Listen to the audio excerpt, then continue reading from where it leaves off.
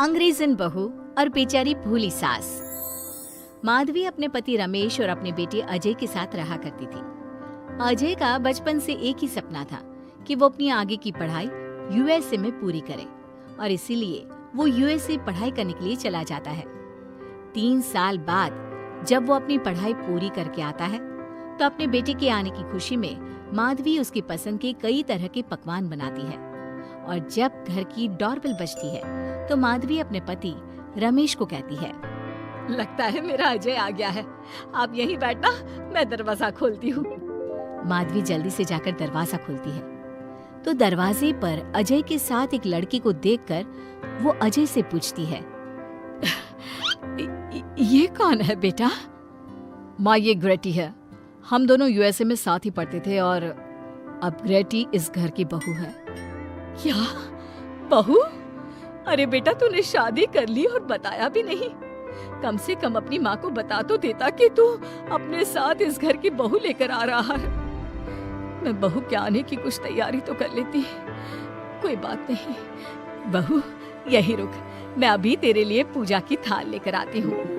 Mom, आप अपनी ये फॉर्मेलिटीज बाद में पूरी कर लेना। I'm so tired right now.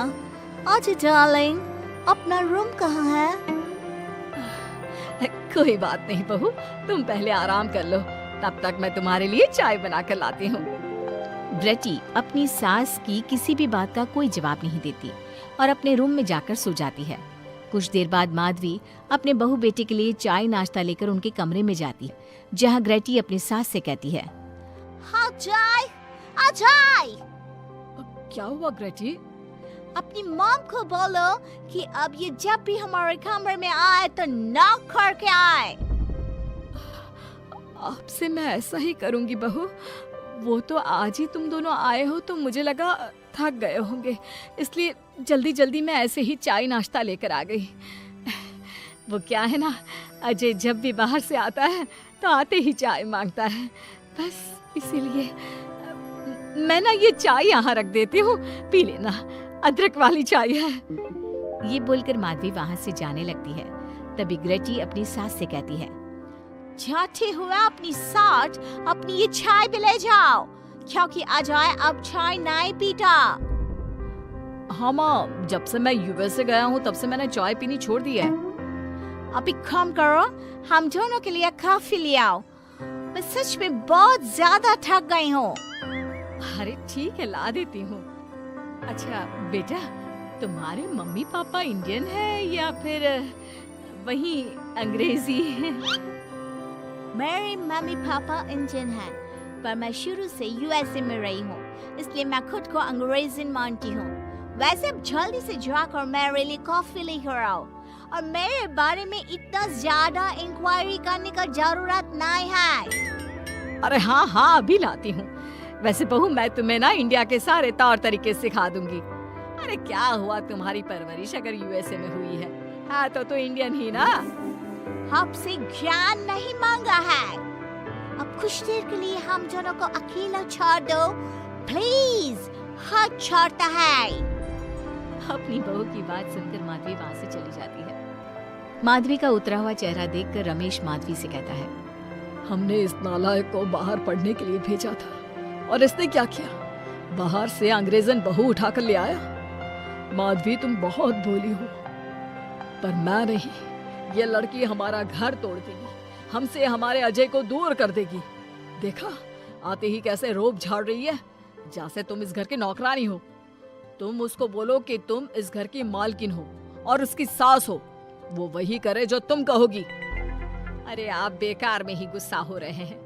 बहू यूएसए की है, यहाँ नई नई आई है, उसको यहाँ के तौर तरीके नहीं पता और वो मुझे अपनी माँ मानती है, तभी तो अपने नखरे दिखा रही है। वैसे भी ना बहू बेटी दोनों बराबर ही होती हैं। माधवी, कौन सी बेटी अपनी माँ से ऐसे बात करती है जैसे तुम्हारी बहू कर रही है? मैं बस तुम्हारे कहने पर चुप हूँ, वरना मैं अपने बहू बेटों को आज ही घर से निकाल देता। ये कहकर रमेश वहाँ से चला जाता है।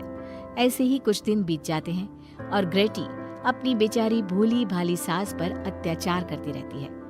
ग्रेटी अपना सारा काम अपनी सास से करवाती और उसी को भला बुरा सुनाती। ऐसे ही एक दिन माधवी कपड़े धो रही होती है और ग्रेटी माधवी को सताने के लिए अपने सारे कपड़े लाकर उसे देती है और कहती है, मॉम्स, ये मेरे कुछ कपड़े हैं, जरा इन्हें भी धो दो। इतना बोलकर ग्रेटी तैयार होकर घर से जाने लगती है। तभी माधवी उससे कहती है, बहू, आज तुम्हारे ससुर के दोस्त के घर में एक छोटी सी पार्टी है। उन्होंने सह परिवार बुलाया है। मैं चाहती हूँ कि तुम और अजय भी आज हमारे साथ वहाँ चलो और आज ना साड़ी पहनना। मॉम, अभी मैं क्लब जा रही हूँ, रात को मुझे टाइम मिलेगा तो आपके साथ चली जाऊंगी, पर साड़ी बारी नहीं पहनूंगी। ये कहकर ग्रेटी वहाँ से चली जाती है। शाम हो जाती है। सब ग्रेटी के घर आने का इंतजार करते हैं और इस वजह से कोई भी पार्टी में नहीं जा पाता। इंतजार करते करते रात के 12 बज जाते हैं। 12 बजे रात को ग्रेटी नशे की हालत में जख्मी घर आती है। अपनी बहू की सर और हाथ पर लगी चोट देखकर माधवी परेशान हो जाती है और जल्दी से फर्स्ट एड का बॉक्स लाकर अपनी बहू के सर पर पट्टी करती है।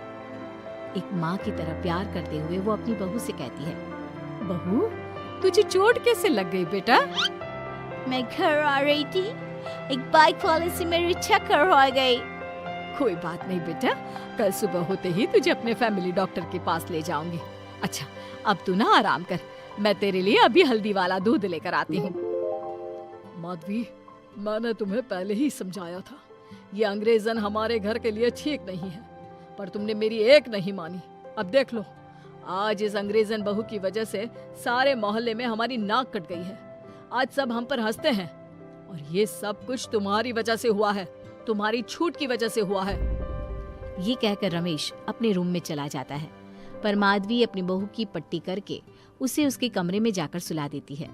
अगले दिन माधवी ग्रेटी को लेकर अपने फैमिली डॉक्टर के पास जाती है, जहां ग्रेटी देखती है कि उस डॉक्टर की बहू ने साड़ी पहनी है और एक संस्कारी बहू की तरह घर में पूजा पाठ करके अपने सास ससुर के पैर छूकर उनका सुबह सुबह आशीर्वाद लेती है। डॉक्टर की बहू को देखकर ग्रेटी को अपना बर्ताव याद आता है और उसे एहसास होता है कि वो अपनी भोली और मासूम सास के ऊपर कितना अत्याचार करती है, पर फिर भी माधवी सबसे लड़कर हमेशा उसका साथ देती है। ये सब देखकर ग्रेटी को पश्चाताप होता है और कुछ देर बाद वो दोनों दवाई लेकर घर आती है। जब माधवी ग्रेटी को दवाई खिलाने के लिए उसके पास जाती है तो, मॉम, मुझे माफ कर दीजिए, मैंने कभी भी आपके प्यार को नहीं समझा, आप पर इतना अत्याचार किया, आपकी बेइज्जती की, आपसे घर का सारा काम करवाया। आपने मुझे कितनी छूट दी, पर फिर भी मैं आपके साथ इतना बुरा करती थी। और आज जब मैं नशे की हालत में चोट खाकर घर आई तो भी आपने मुझसे कोई सवाल नहीं किया, उल्टा आपने मेरा साथ दिया, मेरी सेवा की। और जब मैंने डॉक्टर की बहू को देखा घर का काम करते हुए, अपने सास ससुर की सेवा करते हुए, तब जाकर मुझे एहसास हुआ कि मैं कितनी रॉन्ग थी। एक इंडियन होकर भी एक बहू के कर्तव्य से दूर रही और आपके ऊपर अपनी अंग्रेजी का रौब झाड़ती रही। मुझे माफ कर दीजिए सासू माँ। बेटा, अक्सर बच्चों से गलतियां हो जाती है। ऐसे भी सुबह का भूला अगर शाम को घर आ जाए तो उसे भूला नहीं कहते बहू। और मुझे बहुत अच्छा लग रहा है ये देखकर कि मेरी अंग्रेजन बहू कितनी समझदार हो गई है। जिसके बाद माधवी और ग्रेटी एक दूसरे को गले लगा लेती है और उसके बाद से ग्रेटी एक संस्कारी बहू की तरह रहती है और अपनी सास को किसी भी शिकायत का मौका नहीं देती। अपनी सास ससुर की बहुत अच्छे से दिल से सेवा करती है।